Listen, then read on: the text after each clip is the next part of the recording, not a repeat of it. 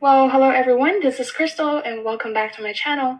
So up to this point, we have mentioned the concept about allocative efficiency for many times.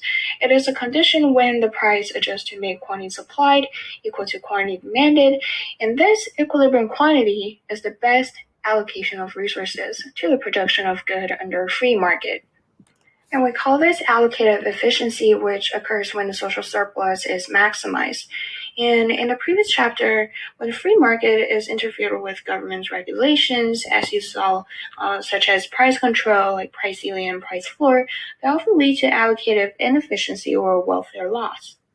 So in the end of the day, the free market usually fails to achieve the ideal result, and this is something that we're going to study in this chapter. So market failure refers to the market's inability to allocate resources efficiently. So either too much or too little of the goods or services are produced and consumed. And one of the ways the market fails is through externalities.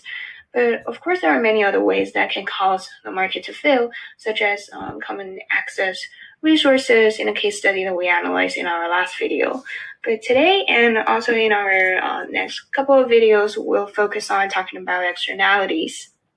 Okay, so let's dig a little bit deeper into externalities. So if you look at this picture here, the supply and demand intersect. So earlier we talked about the demand curve is also a marginal benefit curve.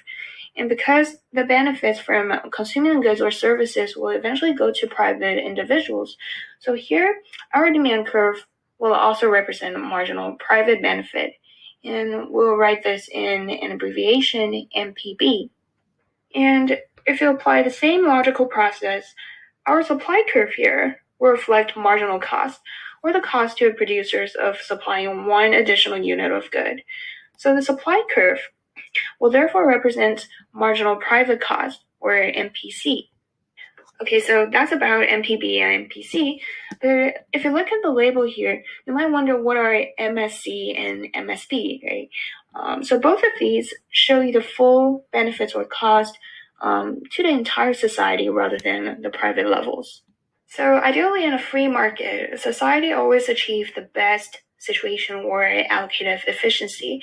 So without any externalities or without any external benefits or cost, our demand equals to marginal private benefit equals to marginal social benefit. And here our supply will equal to marginal private cost, and it also equals to marginal social cost. So far, we have firms on the supplier side and consumers on the demand side. And we all know that when a consumer consumes something, he or she will gain some benefits. And when firms produce or supply, they will bear some costs. But sometimes these costs and benefits will spill over onto a third party. And if this side effect involves benefit, we'll call this positive externality. And if it involves negative side effects, we'll call this negative externality. So when externalities exist, depending on whether it comes from the consumption or the production, you'll see that MPB and the MSB will no longer be the same. Or in some other scenarios, the MPC and MSC will no longer be the same curve anymore. So next time, we'll explore the detailed elements in a market diagram that will help us to understand different types of externalities and how the government can come in to regulate in order to optimize the outcomes in the societies. So thank you for watching, and if you like the content, please give a like and leave a comment down below, and I hope to see you next time. Ciao.